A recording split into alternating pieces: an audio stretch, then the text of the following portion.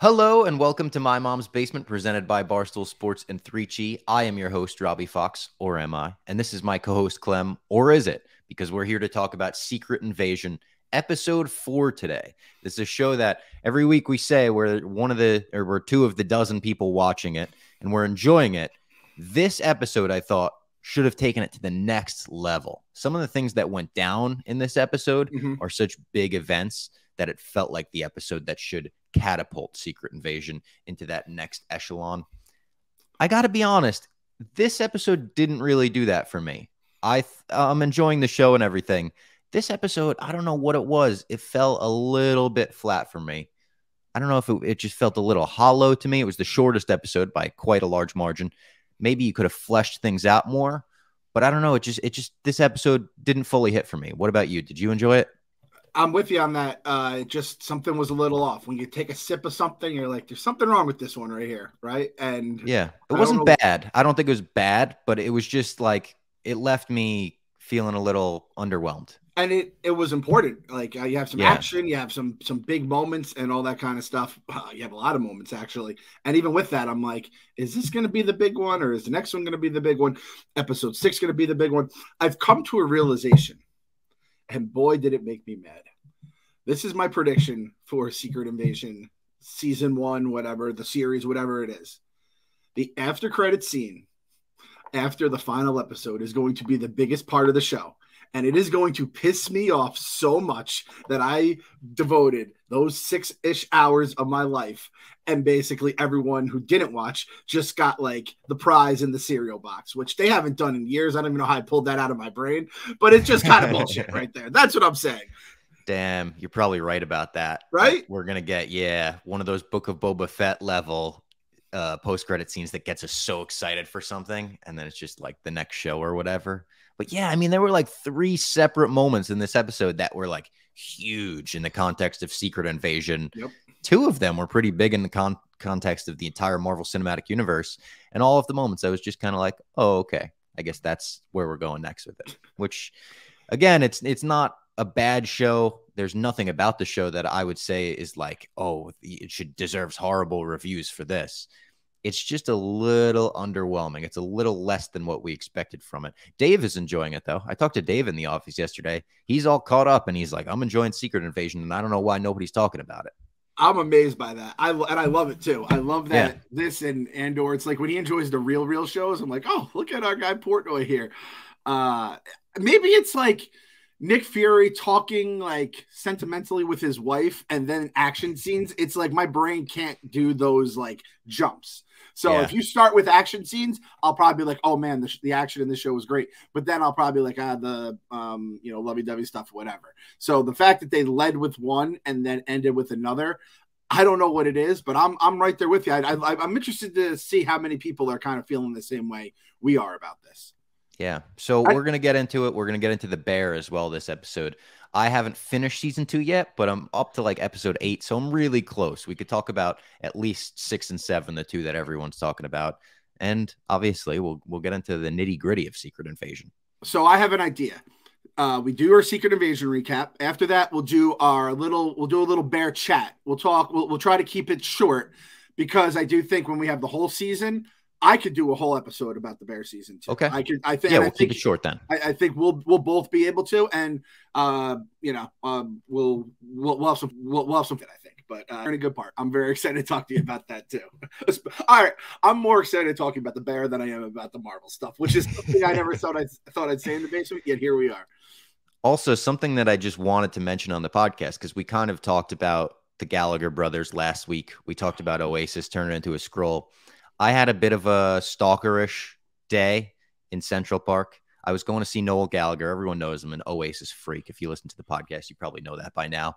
Going to see Noel Gallagher in Central Park, and I thought to myself, hey, it's in the park. The summer stage is such a small part of the park where it's just a little tiny part sectioned off. What if I just stood in the field? Could I hear him sound check mid-afternoon? Like, the office isn't too far from Central Park. I would love to hear a couple extra songs from one of my favorite songwriters ever. So I do that. And on the way, I said, let me stop at a record store and just buy myself a vinyl and see if maybe if I catch him from across the way, I could hold the vinyl up and be like, hey, can you sign this or whatever? Thank God I did that. I go, there's like 16 to 20 people who have the exact same idea I have, where they have stuff to get signed and everything. We wait around for a couple hours. He shows up, he sound checks. We're able to hear the sound check. He plays a couple of Oasis songs that he wasn't even going to play live that night. So I'm like in heaven already. I'm like, this is worth the trip to Central Park.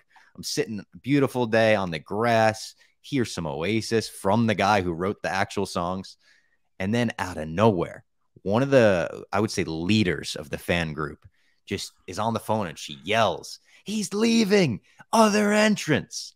So at this point, people start sprinting, and I have to think to myself, am I this guy? Am I the kind of guy who goes to Central Park with a vinyl in my hand, camping out, basically stalking one of my idols? And then when I hear he's leaving, I'm going to run. I'm going to sprint. I mean, we know Chaps, our friend Chaps, he's made a vow never to run again. He's like, there's no reason you should have to run. And I sucked it up and I said, yeah, I'm that guy. I got Live Forever tatted on my collarbone. I'm the guy that runs for Noel Gallagher. I ran across Central Park and I caught him before he left. And he was short on time. So he was like, listen, I don't have time for selfies and pictures today, just autographs. So I said, oh, thank God I fucking stopped for the vinyl. Hand him my vinyl. He signed it. And I was never more starstruck. It was above Conor McGregor in terms of, I just thought I could maybe get something out. I thought maybe I would take a video and be like, thank you so much. By the way, call Liam and like get out of there. Say something funny, you know? Yep. I couldn't get it out. I said, thank you. And I heard my voice shake. I was like, thank you. But here it is.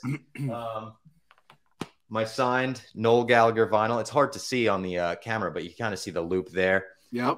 This is the master plan. This is the Oasis B-Sides album, which has like a picture of Noel on the back. It's kind of like the Noel album if you were going by them. So I just wanted to share that experience with the listeners. You may think if you're an Oasis fan, that's cool. If you're not, you may now think Robbie's a stalker. He's a bit of a Mark David Chapman. But hey, I didn't end the day the same way Mark David Chapman ended his day.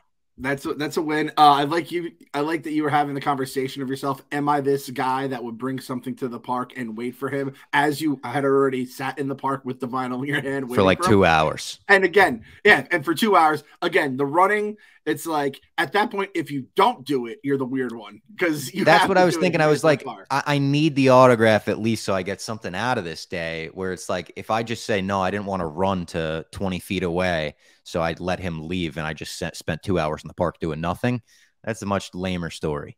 And when you're with that group of super fans, which you're, so if you're waiting for an artist, even like back in the day, I remember Madden would come out at midnight and I'd go and wait for Madden, and you're there with a bunch of losers and you all sit and marinate in this same like cloud of loserdom that you all just became the same level of loser. It's just how it goes for that day or that night. So like you had to do it. And my guy, Bob Fox, has crossed off. Let's see. We have Noel Gallagher. We have Conor McGregor. We have Luke motherfucking Skywalker. Like, who else is left for you to conquer at this point? Tell you what, Noel's got a brother. That's true. That is true. Liam would be great. Dave Grohl is the white whale, I feel like, at this point. Paul McCartney, but Paul McCartney's such a white whale that I don't expect that to ever happen. But the amount of people, speaking of the cloud of loserdom, the amount of people in Central Park that walked past this group and was like, what are you guys waiting for? Someone says, Noel Gallagher. And everyone goes, who? Oh. And they're like, the Oasis guy. Who? Oh. Wonderwall? Oh. Wonderwall still plays. I like that. Yeah, that's what the Americans need. Like, anywhere else, you could say Oasis, and they're like, oh, okay. In America, you got to shout out Wonderwall.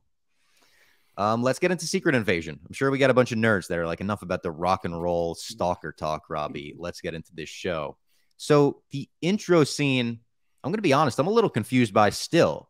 We see Gaia, she's alive. Like, she goes and uses that machine that she went and looked down at with the graphic was showing all the council members.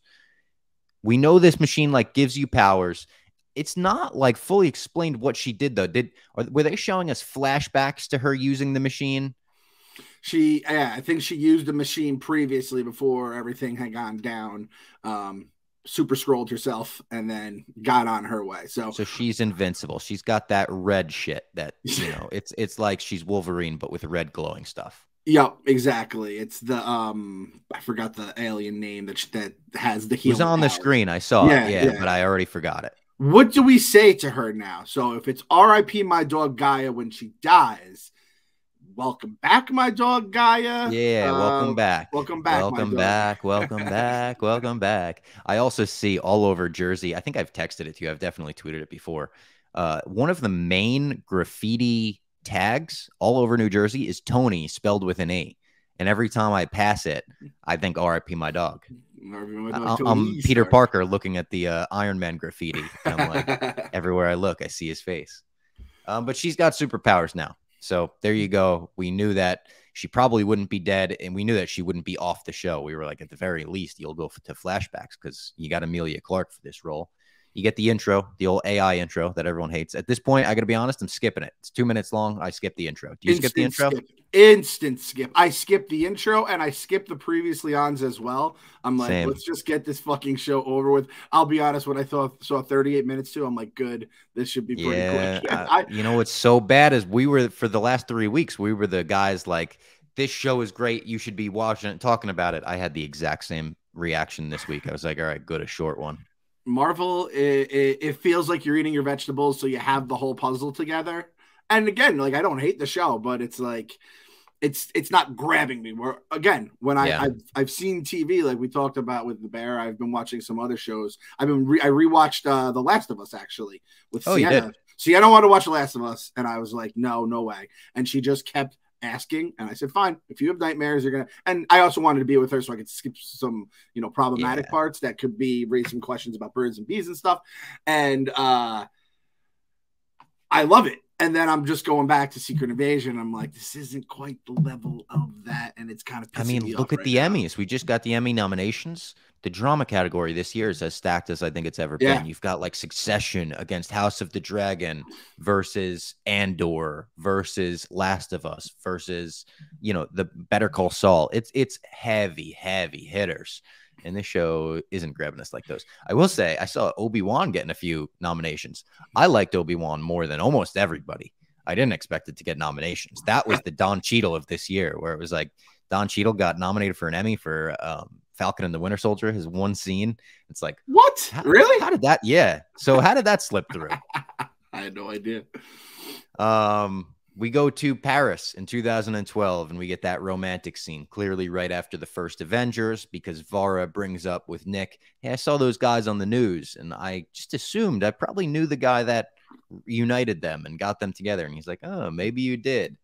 And they start reading poems to each other. It's like a dialogue poem where you go back and forth. She wants to call herself beloved. That's like a nice thing that they wrap back around at the end of the episode.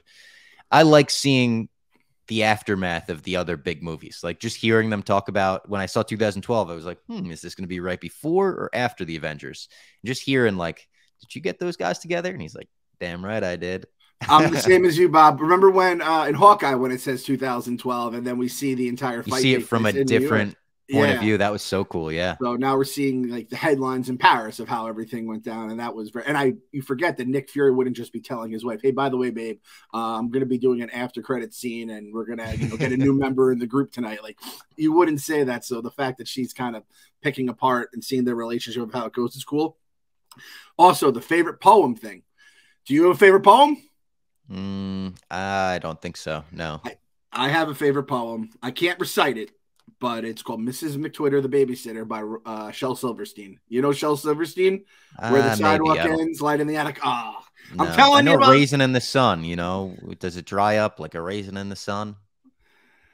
All right. So this isn't going to hit with you. I mean, maybe not your generation, but Shel Silverstein, that was one of those poem books. It's a big old book, and it has a bunch of different one-page poems, and they're fun. Mrs. McTwitter, the Babysitter, she sits on the baby. She doesn't know you're not supposed to sit on the baby. Sounds a little horrific now that I say it out morbid, loud. Yeah. But it's all like it's comedic, maybe a little dark comedy, but it's kid friendly. So anyone out there, shout out to my Shel Silverstein crew. Hey, drop some poems in the comments. Write some fucking haikus for us this week.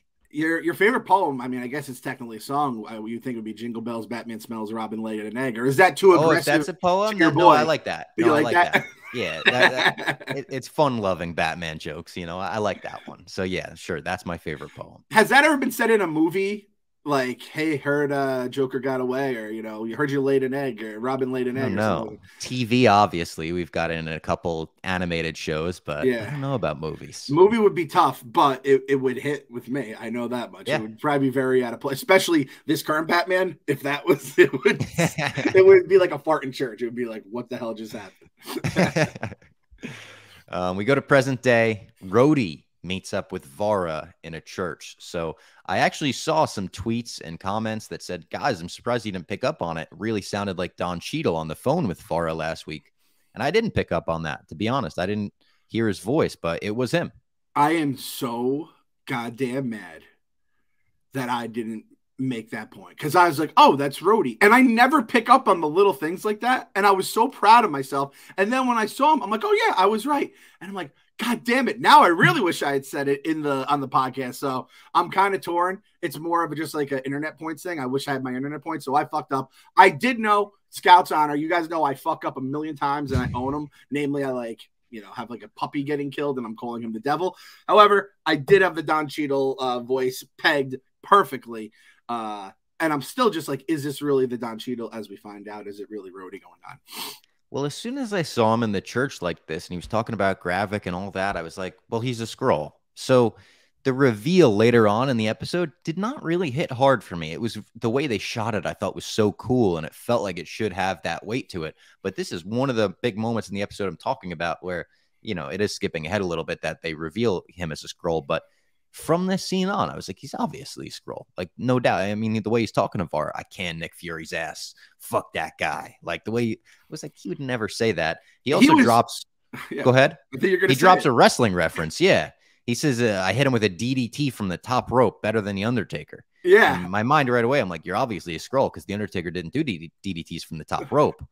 But just a crazy conversation. And he wants Var to kill Fury. He's like, I want you to kill him. If not, I'll put a bullet in your brain, basically. But Fury's listening to the conversation the whole time. He's got them bugged. Yeah, got him mic'd up. I love that this Skrull probably tried to get Rhodey's memory or something, and like doesn't understand how wrestling works and thinks that she knows talking Undertaker. Who did the DDT from the top rope? Was that someone's move? Like Eddie Guerrero did like the tornado DDT where he would run up the ropes, and there are a couple people that would kind of do that. Rey Mysterio would do that. It was more of a cruiserweight thing. If you're doing a DDT from the top rope, like you're probably a tiny guy, not like the Undertaker. Yeah, and nobody, like in my girl Marissa Tomei or Mona Lisa Vito, nobody, and I mean nobody, could mistaken Eddie Guerrero for the Undertaker. So completely way off. If you're looking to go to a WWE show, though, maybe see The Undertaker. He's retired now, but listen, is he ever really retired? He always shows up. That dead man don't die. The dead man don't die. If you're looking to go see a WWE show, you could go to Gametime. Created by fans for fans, Gametime is the ticketing app that makes it easier than ever to score last-minute deals on tickets to sports, concerts, shows, wrestling shows, and more. They guarantee the lowest price as well. So you could go to one of those wrestling pay-per-views. SummerSlam is coming up. Or go to a concert. Festival season is upon us. Drake's on tour right now. Morgan Wallen, Dead and Company, Mets, Yankees, bunch of sports. Obviously, just baseball, really, I guess. Possible with the Gametime app, though. Biggest last-minute price drops can be found on the seats you never thought you could buy. And the purchase process is so easy. It just takes 2 taps, 10 seconds. Once you buy your tickets, they're delivered right to your phone. No printer needed. And the app also allows you to share tickets with your friends via text so you can get into the game seamlessly. Or if you're looking to show up 8 to 10 hours early for a concert to hear the sound check, get your ticket on your phone, text your friends, and be like, you don't have to be the lunatics that show up early. Skip the hassle. Enjoy the moment. Download the Gametime app or go to their website, enter your email, and redeem code MMB for $20 off your first purchase. I love Gametime. I used them for Noel Gallagher, used them for Yellow Card the week before. They're the best in the biz for a reason. I have to say, Gametime in some crazy way, like that is part of the multiverse that allowed you to meet a Gallagher, right? It's crazy how it all went down. So shout out Gametime. Shout out Gametime, and the tickets were so cheap. I think I saw Noel Gallagher for like $50, which is insane. And it also speaks to, unfortunately, Noel Gallagher's ticket sales aren't, what they used to be, I guess. But it was Noel Gallagher and Garbage. Garbage from the 90s? Felt like I was in Captain Marvel. Garbage is still on tour? Yeah, it was a co-headliner. Yeah. And got to tell you, I'm not a big Garbage guy. I know like Only Happy When It Rains from Captain Marvel and shit like that. I Pretty know sure that's Stupid all Girl. I know from Garbage. Yeah, those Yeah, two. they've got a couple bangers, but they sounded great. I was pretty like impressed by them. Back to the show though. Gravik is up to another attack. He's telling him, make it look like the Russians this time, you know, big, grand, like the Russians would do it. And then Gaia and Talos, notice I said Talos that time. I'm writing it with a Y in my notes now. They meet on a bench. And Talos wants to meet with the president, cut a deal to stay, where he's like, we'll basically have a big bargaining chip with the president. We'll be like, hey, we'll stay undercover and we'll be the good Skrulls. And Gaia, his daughter, is a little more progressive. And she's like, why are we hiding who we are? Don't you want to live in your own skin? Why do you want to cut this deal where you could just be this fake Ben Mendelsohn looking guy? We want to be aliens. So she calls the dad delusional and walks away. Classic father-daughter argument there. That would be funny if she was like, you Ben Mendelsohn head ass. Like, she jumps that one on him. It didn't seem like Talos had kind of the it was almost like he was thinking of like the perfect scenario that might work 1 in a million times. And his own daughter's like, you fucking moron. Like, A, we shouldn't have to go like that. We shouldn't have to be like that. And then B, it's probably like slim. Like if we do everything that works out, we still would need like a miracle for it all to go down the way we want it to. So that's like that whole dynamic was very interesting to me. It's tough when you're like, it's never fun when you're explaining all the flaws in your parents' plans to your parents. It's like, you guys are supposed to know everything. And listen, that's one thing that hits you hard as like an adult, and not like a Robbie is an adult in his 20s, but as an old man adult with kids especially, is when you realize how your parents and all the other parents and all the other grown-ups in your life never knew what the fuck they were doing. They were just basically going forward and hoping everything worked out. And that's what our boy Talos is doing here. And by the way, heavy spoilers calls him Talos. And now I'm trying to figure out. I have to hear like 7 characters in the MCU. We have to go back to like Captain Marvel and hear what he's called through everything. Yeah. But I mean, like I said, it might be Han and Han, where it's like Han. You gotta say some people say the Millennium Falcon. Like I think Han says that in A New Hope. He's like, the Millennium Falcon, get on. It's like Falcon. What? People just reading these weird words in the script and they're like, let's throw a weird pronunciation on it for space. But St. Jude still has that $1 as of now. And they do have the dollar, until we get confirmation. So good work on you on doing the Talos stuff. I do appreciate it. Also, by the way, the Nick Fury thing, I forgot to mention this. It must be so like if you ever hear people talking about you, especially in like a negative manner, it's fucking like heart-wrenching. To hear them talking about murder you, and one of them is your wife and the other's like a coworker that you're close to. Jesus Christ, man, my guy Nick Fury is having a rough run in this fucking He was show. kind of the Alonzo Mourning with he's like, I got him bugged. So he's like, fuck. And he's like, all right, I got him bugged. Like, I can figure this out. Also, this is totally off topic, but since we're talking about the weird pronunciations and just not knowing what words mean, have you noticed this is a new thing that Coke is doing? They're naming, like they're doing new flavors, but they're naming them things that you can't tell what they're going to be. So I think we might have talked about this in the past because I tried a space one. I was like, if you put space on a Coke can, like it tastes like space. I want to taste it. It wasn't very good, so they're not going to get me with another one. But I looked in a vending machine the other day. Coke tastes like move. M-O-V-E. Move. Tastes like move. What? I kind of like it. You can't. I think I had one called like Fantasy or something like that, and it wasn't my flavor. I'd love to hear Frank the Tank just give his like 7,000 reviews for the entire thing. This move is not motherfucking good. Fantasy sounds like it would be like an aphrodisiac or something. I was thinking like Disney, because even like the way it was written too looked Disney-ish, you know, or I don't know if it was even magic. I don't know, but it was something like, again, you cannot pin down, which I kind of like. It's kind of brilliant. Where it's like, if it it's is, because I'm curious every time. I'm like, what if this is the best soda I've ever had? Like, what if it's like a great like cherry vanilla type flavor? That's what I like in soda, you know. But like, I don't know. If it says banana Coke, I'm not going to get banana Coke because I don't like bananas. But I might try it though. If it says Move Coke, but it's just banana Coke, it's kind of. And I think I saw the other day. I think it said like the best Coke ever or something like that. And that's what they're doing. Yeah. Yeah. And I was like, you know what? I was like, I already got hit with the fantasy. I'm not going to try this. But I was like, that's pretty fucking smart right there, Coke. Pretty fucking smart. It's like the mystery airhead, the white airhead. That's one of the all-time candy inventions ever. Which, do we even know what that is? Have they changed it over the years? So I could be wrong because there's the mystery airhead and then the mystery dum dum. Those are two mystery flavors. And I believe one of them is like all the flavors that were just left over combined. And then one of them, I think, is like whatever flavor that they had extra of. So it could just be like, we had extra blue today. So it just was the blue one, but with no color in it. You know what I mean?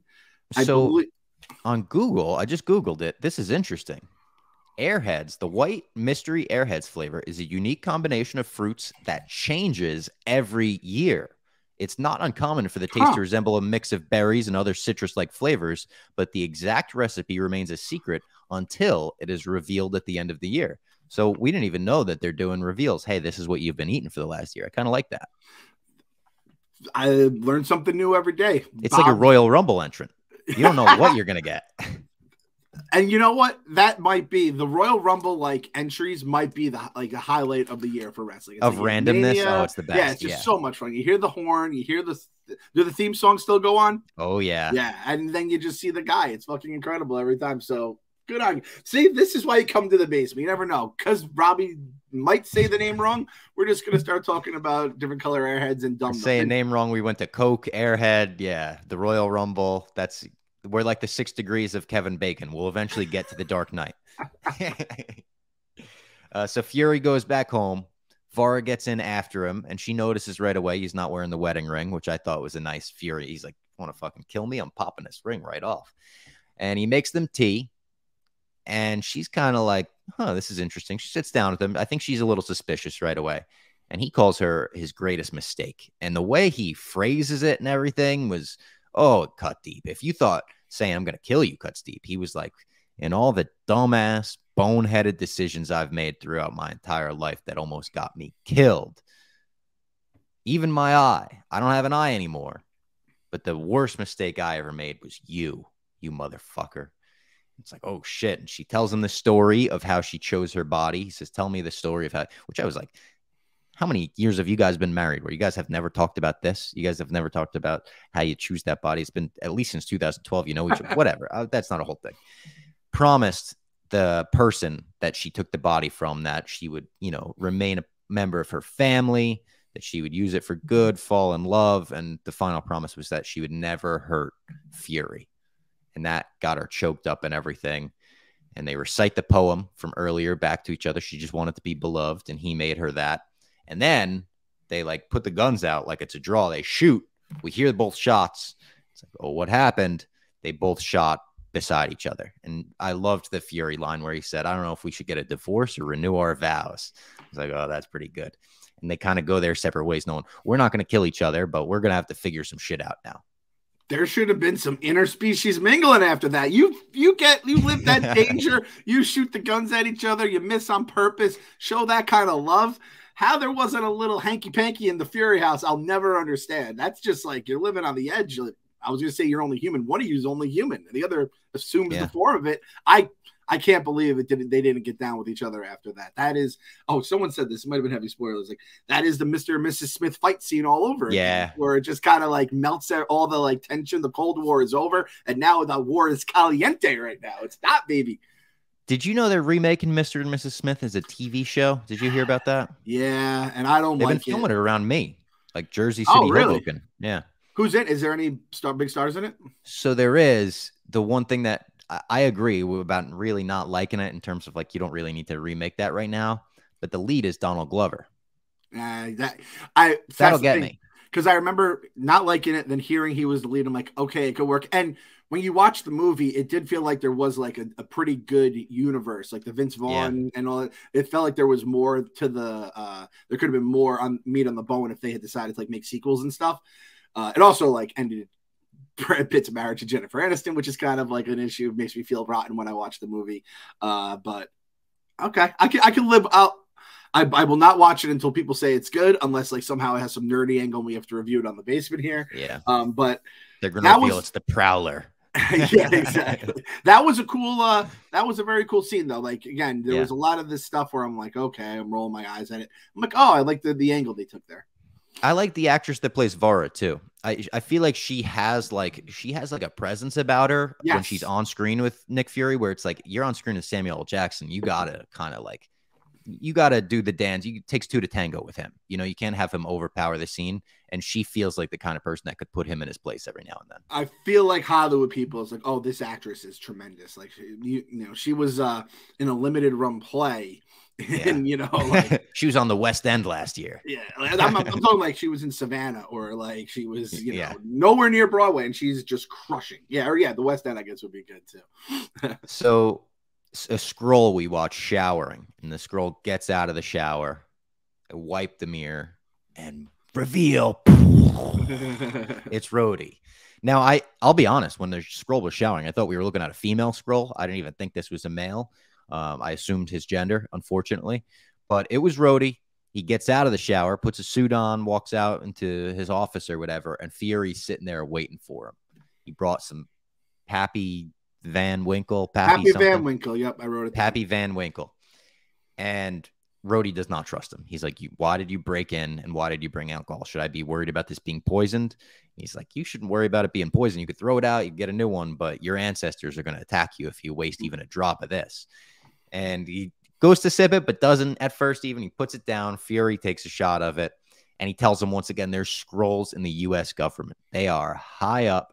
And even the way Samuel Jackson played this scene so well, because the way he sang it to Rhodey, I don't believe Fury. Like, it feels like he's acting a bit and putting it on for him and everything. Rhodey kind of blackmails Fury with the video of him shooting Maria Hill, where he's like, yeah, I definitely won't let this out or any of the 1,000 copies I made of it. He has a weird line like that. And it turns out when they leave, the Pappy was a liquid location tracker, which I've never seen in a movie or show before. But that's some clever Mission Impossible type shit. I don't know how long it stays in the person, but at least long enough for them to tail him. And they do wind up tailing him on like that police escort to meet the president. Really cool scene where if you get Don Cheadle and Samuel L. Jackson on screen together, pretty much going to be awesome every scene. By the way, that Skrull was a girl, right? Was it a girl? I don't think so, because it turned into... Is it a girl? I don't know if that matters. Do you have to turn it into a girl? I guess not. Again, no, I guess not. I don't want to be assuming anything here on the podcast, especially aliens. I don't know how that works in Skrull land or whatever. But I didn't consider that. Yeah, you don't have to be a girl Skrull to be a guy human. Then I'm getting horny for Rhodey, which felt even more weird. Getting horny for aliens, getting horny for Rhodey. My brain was put in a pretzel. That's a good point, Clem. By that scene. Now my brain's in a pretzel. Now I'm thinking back and I'm like, So the towel placement is what threw me off. The towel placement went high on the chest, so they didn't want to show us the Skrull boobies. It was. Yeah. So that, you know what? I feel a little better about that because when they turned it to Don Cheadle, I was like, I was looking at a dude the whole time. I thought I was looking at like Amelia Clark or something. That's exactly what I think they wanted you to be completely confused, that was what I appreciated. You're kind of just like, what the fuck who is this? Is this Gaia? And then nope, it's a Skrull, different Skrull. Oh fuck, it's Rhodey. And then Sam is kind of spar. And like you said, he's not even like, he's just like throwing jabs. He's just trying to just see what he can get out of him. I was also thinking there was a chance since we know Sam knew, and he was just going to blow his fucking brains out there, and we were going to have that would have been awesome. That would have been awesome. This total violent Quentin Tarantino-esque, like gory brains blown out scene. Yes, you did, Rhodey. Yes, you did. And then he just shoots him, eats the fucking big kahuna burger, and goes about his way. Pappy Van Winkle too. This happens with like any high quality booze that I've ever heard of, but never. Is that real? Is Pappy real? Yes, I believe it's real, and I think it is kind of like oh shit, you got some legitimate good stuff, right? And I'm always like, man, I want to try that, and then like, man, I really hate like any kind of like hard ass liquor like that.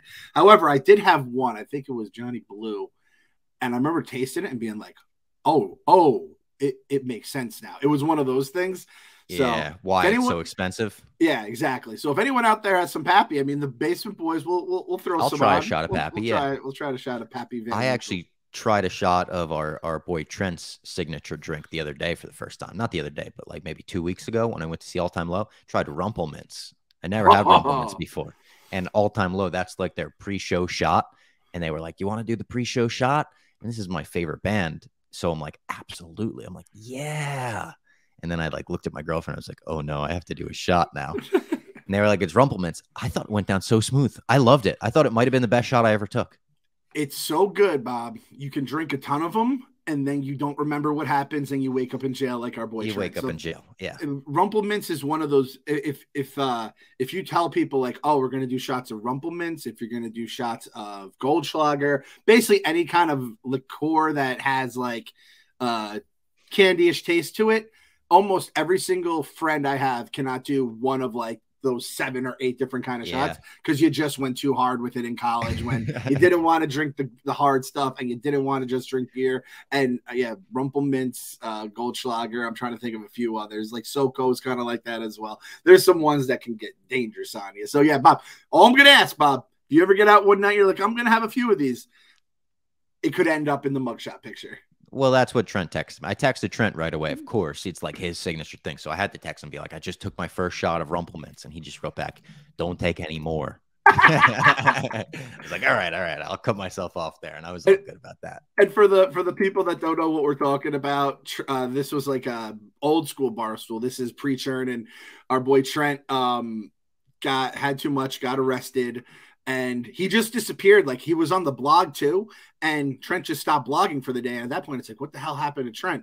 And then you just find out, he next morning, I think he tweeted out that and I'll put the thing up on the. Here it is. Put the mugshot up for the people on YouTube. All time picture. He honestly, in that picture, he looks like someone that would be like, there it is. He looks like someone that would be arrested for like murder. Like this is Making a Murder on Netflix.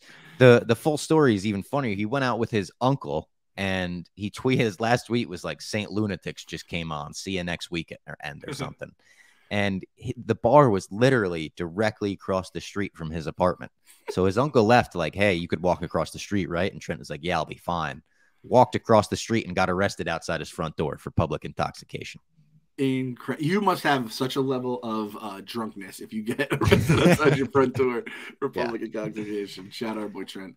Shout out Trent, and shout out Factor, one of our favorite sponsors. They're back. Now that we're in the thick of the summer, you might be looking for some wholesome, convenient meals to support some sunny, active days. If you're Nick Fury, if you're on the run, if you think your wife's about to kill you, Factor meals are ready in like 2 minutes. Get in, get out, 2 minutes, and you're free, So Factor is America's #1 ready-to-eat meal kit for a reason. They can help fuel you up fast with flavorful and nutritious, ready-to-eat meals delivered straight to your door. You'll save on time, eat well, you'll stay on track reaching your goals, and their fresh, never-frozen meals are ready in just 2 minutes. Like I said, all you have to do is heat them up, enjoy, get back outside, soak up that warm weather.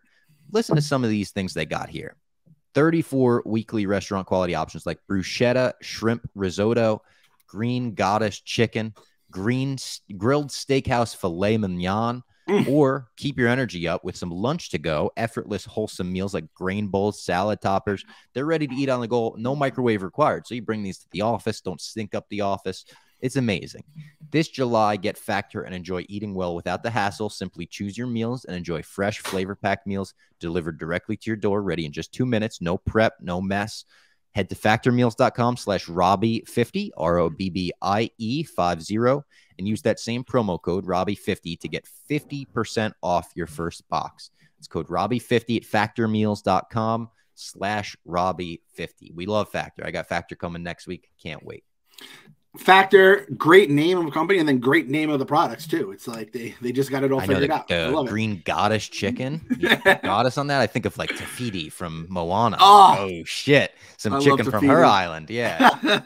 Rhodey goes and meets the president at the airport in England, and the president could tell right away. He's like, "Did you fucking pregame with bourbon? What is on your breath? Do you think that's a matter of Skrulls? Like, do you think the Skrulls don't get drunk like humans get drunk, so that he took that like it was like apple juice and didn't even think that?" That's exactly what I was thinking. So kind of like with the sugar, when they are just, Gravik was loading up his sugar, he probably drank like half the bottle, not thinking or knowing how he's supposed to drink it. Doesn't get drunk because of it, because he's another species, and they just stinks to high up. And like, what the fuck? Yeah. If you're the president and it's like, again, like 9 a.m. and you just have this dude coming over smelling absolutely hammered, even if he's not acting it, you must be like, this isn't good. I do not feel good about this security detail right now. So you make someone grab them a mint. They go on the police escort, which I've always wanted. That always seems like the coolest thing. One time in my life, that's on my bucket list. Get a police escort somewhere.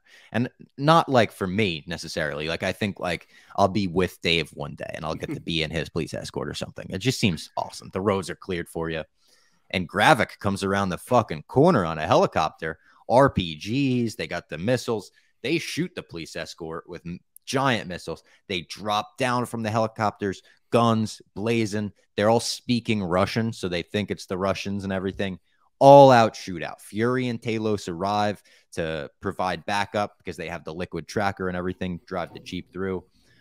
It is an all-out action scene from here on out. Like you said, we open with the romantic stuff. We end with the action stuff.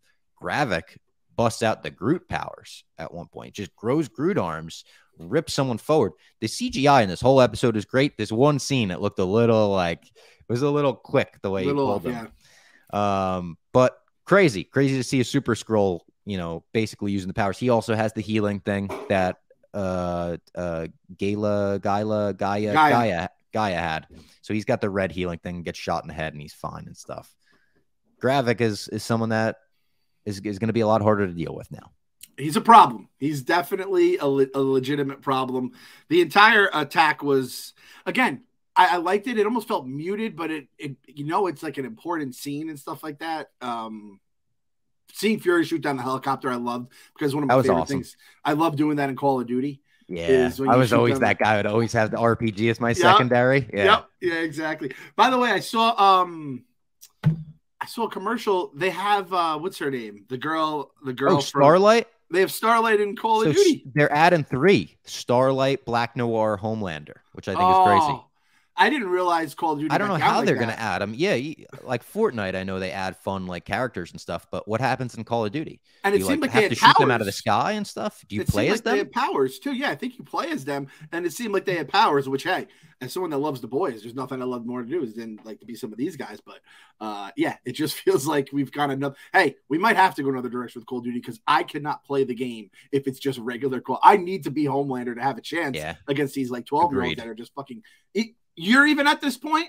Oh, I reached that point like 2 Call of Duty games ago. Oh, damn. Oh, damn. If I hop on like day of release, I could at least get enough idiots like me and you where I know I'm killing those people. Yeah.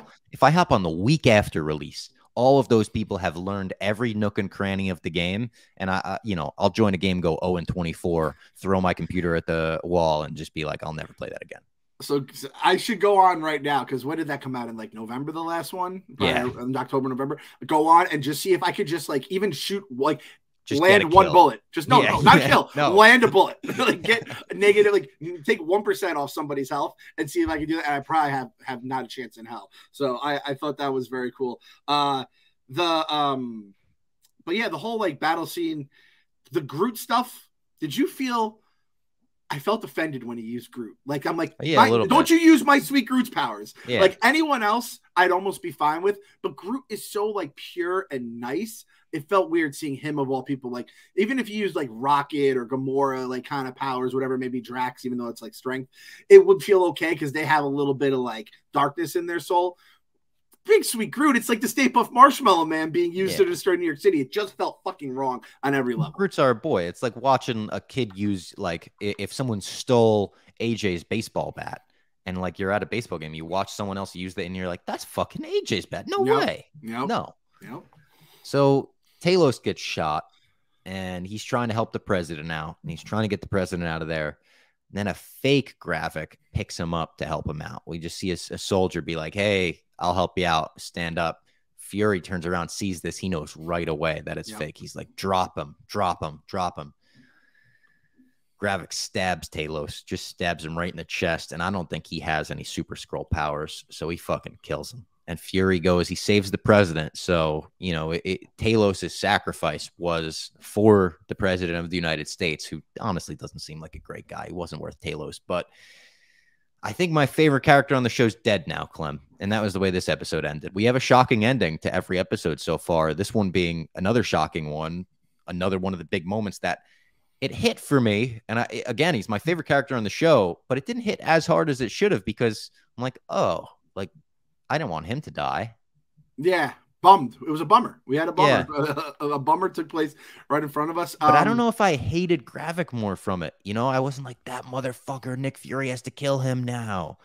I was just kind of like, why'd they kill him? He's a great actor. And we're Ben Mendelsohn guys again. Yeah, like you said, it hurts as much that old Benny is gone from our lives as much as Talos.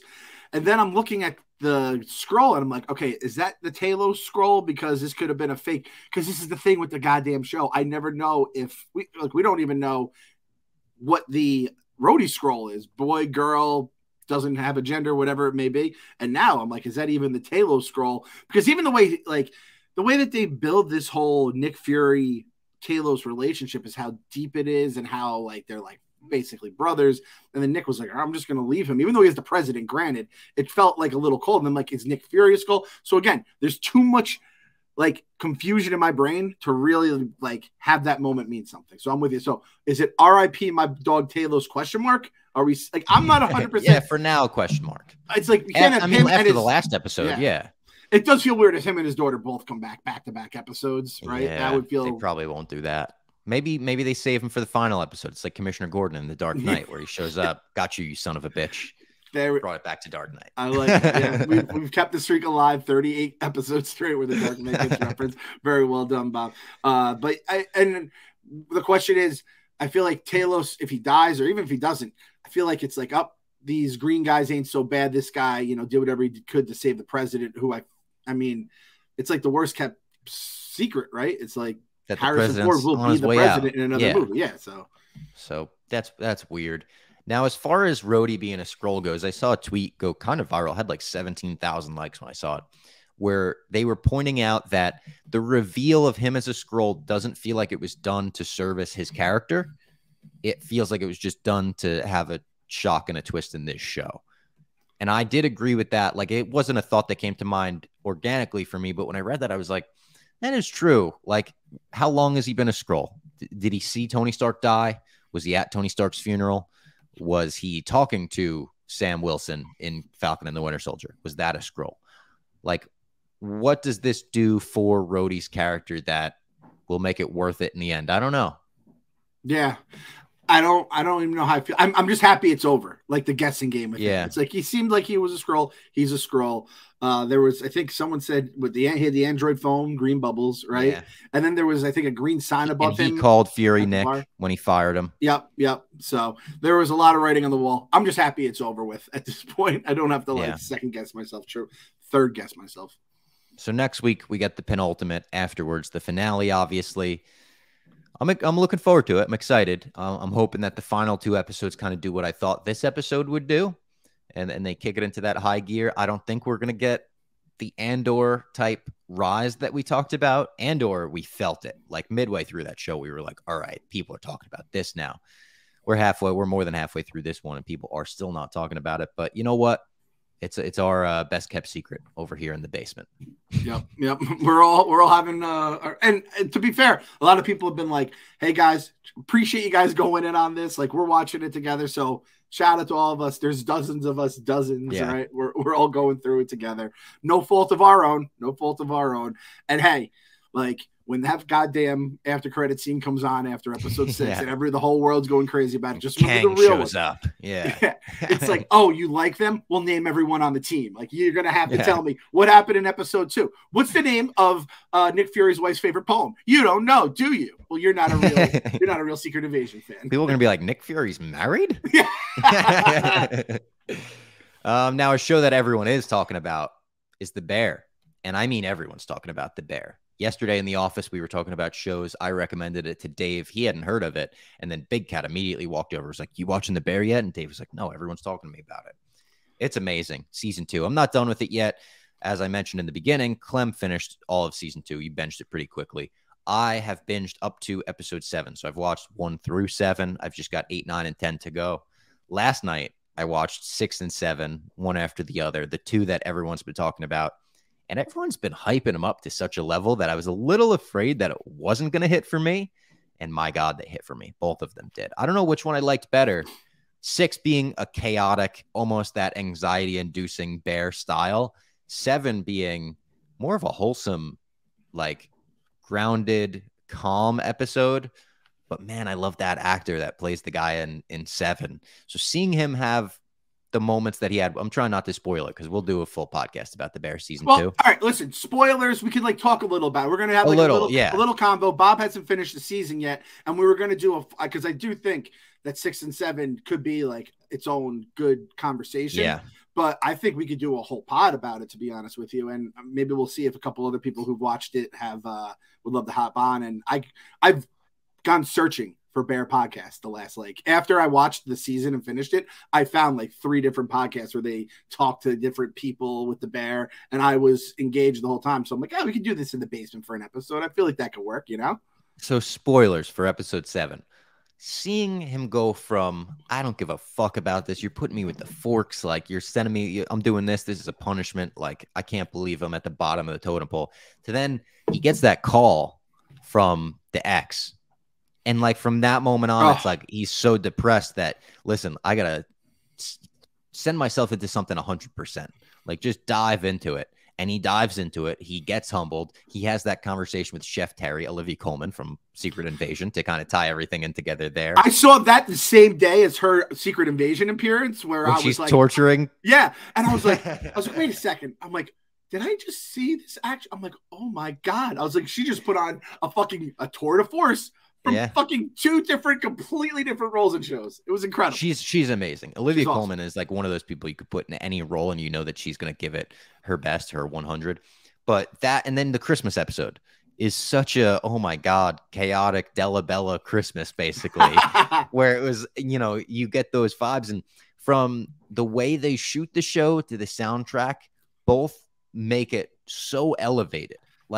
If you had a worse cinematographer and music supervisor on the show, I don't know if it would be as good, but everything this show just falls into place like a puzzle where it's so perfect. The Coach K stuff, even I'm not a basketball guy. I don't give a shit about Coach K, but it works so perfectly in this season that it's God damn. I love I'm going to butcher her name, Ayo Ebediah or something. She's the partner, Carm's partner in the show. She's so good in this. Carm is so good in this. Even when you go to the flashback, and is it Michael, the original owner of the restaurant? Oh my God. Everyone in this show is so fucking good. It's a 10 out of 10, even better than season 1 so far.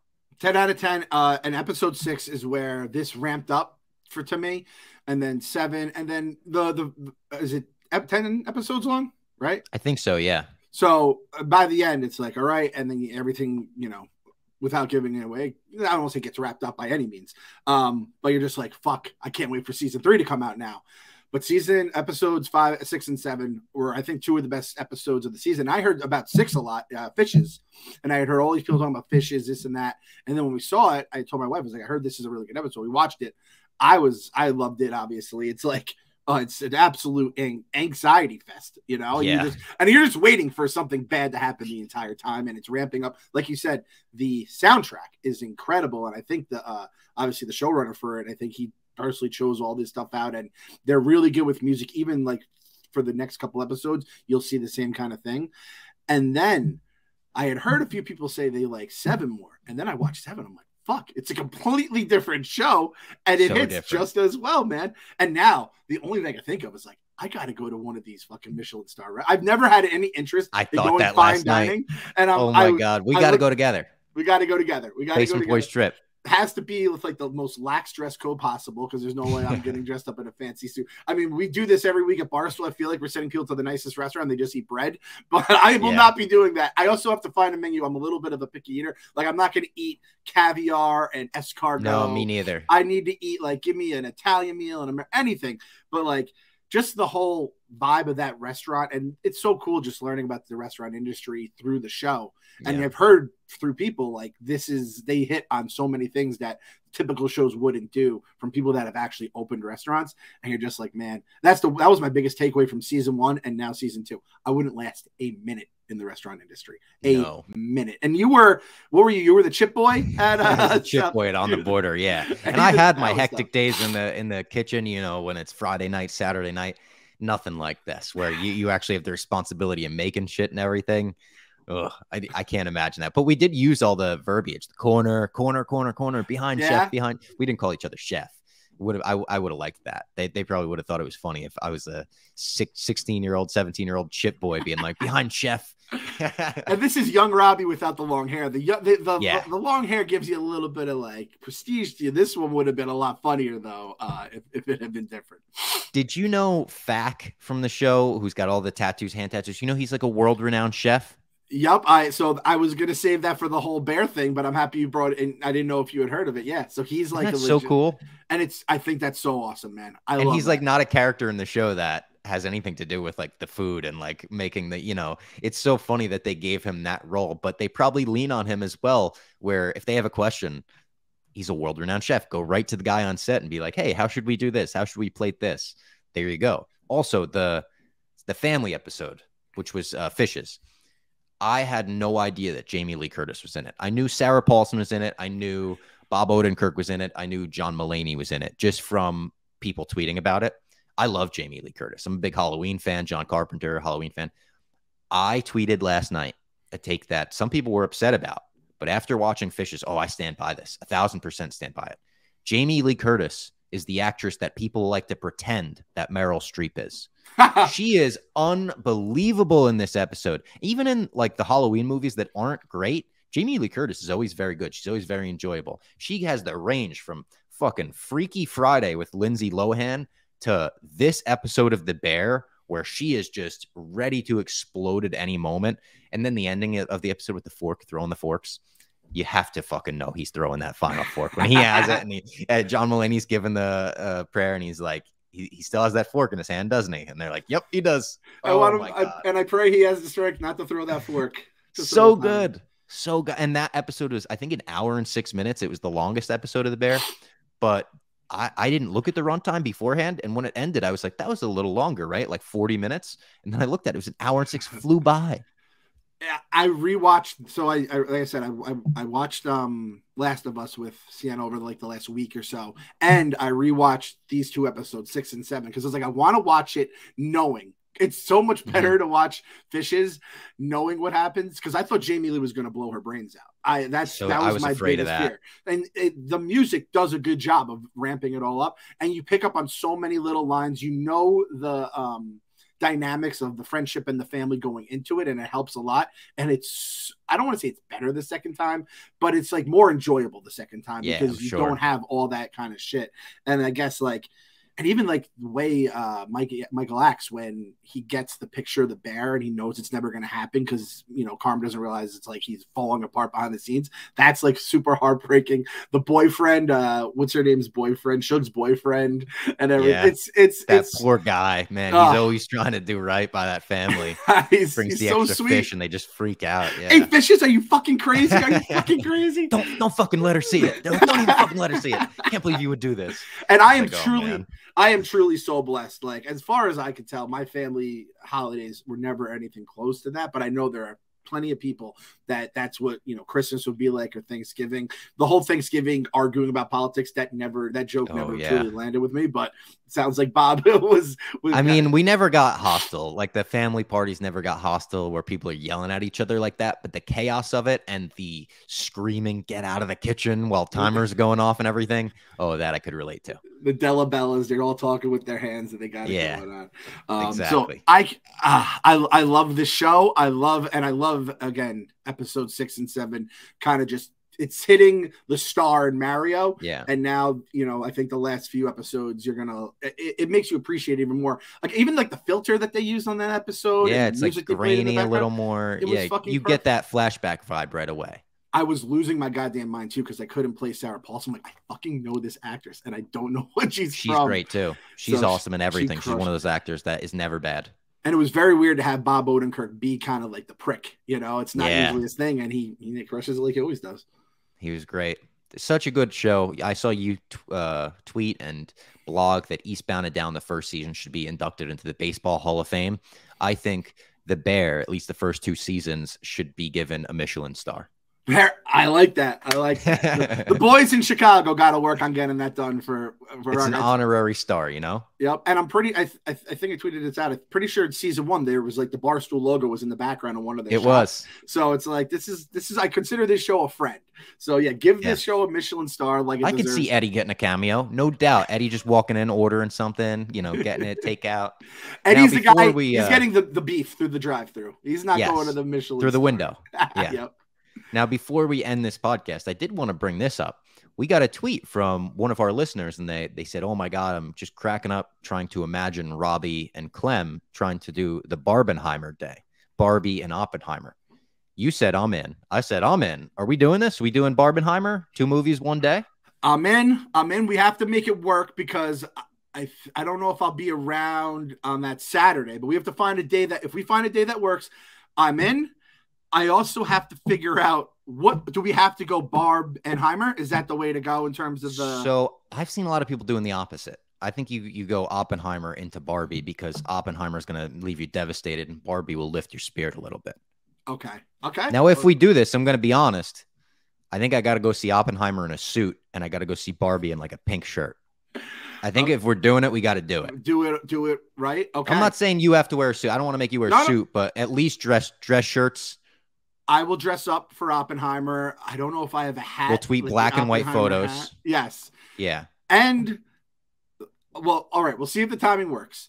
But I had talked to you, and I talked to the big man, Large. And I said it was the 3 of us. We had an Oppenheimer party going. And I know he'd be down. And I just have to make sure. Bring cigars. Yeah. Yeah, exactly. I have to make sure that we can that his timing works, but I know for sure if like the day works and everything, he will be down. So let's fucking do it. Obviously, we have to see Oppenheimer and IMAX. That's like no doubt. We need a picture of you and me just smoking cigs in black and white outside the movie theater. Like I'm picturing that, and I'm like, that's worth it to do it. I feel like some of the other idiots at Barstool have to be doing this. Is anyone else doing it? Gooch is doing it for sure. I know Robbie Goochman from Lights Camera Barstool. He's got Lincoln Square tickets for both. I think he's got Oppenheimer at like 10 a.m. and then Barbie at like 3 Oh, he's got an early day. First showing. Yeah, he's going first one. He's a lunatic like that, but I love him for it. Yeah, he fits in perfectly with the LCB boys. So I love it. So all right, I'm in. You're in. We'll see if the big man's in. Let's get fucking weird. Sienna was like, oh, I want to see Barbie so bad. I'm like, all right, I guess I'm gonna take it. Maybe I'll just take her too. We'll bring Sienna to Oppenheimer. Well, I told my girlfriend that she could come to. I told my girlfriend, I was like, you don't have to come to Oppenheimer if you want to come to Barbie. And she's like, all right, I think I'll meet you guys at Barbie. She'd be like, yeah, what the fuck's wrong with you guys? Yeah. Christopher Nolan's like, everyone that's seen it has been left devastated. Nobody's spoken since. And you're like, I'll take Sienna. Who cares? Yeah. Want to watch The Last of Us afterwards? Yeah. We'll get us more Last of Us. You're like, next we'll watch American History X, Sienna. Check this out. I'm turning her. It's like she's not enough like AJ. I'm trying to turn her into another AJ. I'm basically making her watch all this stuff. What's the hashtag for this week if they've made it to the end of the episode? You want to do hashtag like Pappy? We could do Pappy. Just Pappy. You know, not the Van Winkle. Just hashtag Pappy. I bet people aren't using that hashtag, so it'll come mostly to us. Yeah, there was a few others I had that would have either been spoilers or might have been like potentially sexual nature that wouldn't make a lot of sense. So spoilers is another thing for this show. I don't even know if people care about spoilers on Twitter because they're not watching it or what. Because sometimes I want to tweet like, yo, Fury's married and Maria Hill's dead. Yeah, people don't know. You could meme the shit out of everything and no one's going to complain, which that's the other thing about The Bear. Very memeable. Very memeable. So memeable. I've been see that was the unfortunate thing of not catching up right away is that I saw so many memes right away of like the John Mulaney stuff and the Bob Odenkirk stuff. So it is what it is, though. That's my own fault. Next week, we will be back to talk about the penultimate episode of Secret Invasion. Next week also isn't Barbenheimer, so we've got a full, like, I think 2 weeks before that. Right. Yeah. Right. That's so it's like 21st. 21st, 22nd, 23rd-ish. Because I don't know when movies even release now. 21st is a Friday. So it's the 20th, 21st, or 22nd, or like the 3 main opening days or whatever. Thank you for tuning in. We'll be back next week. Hopefully you will be too. And hopefully you won't be a Skrull.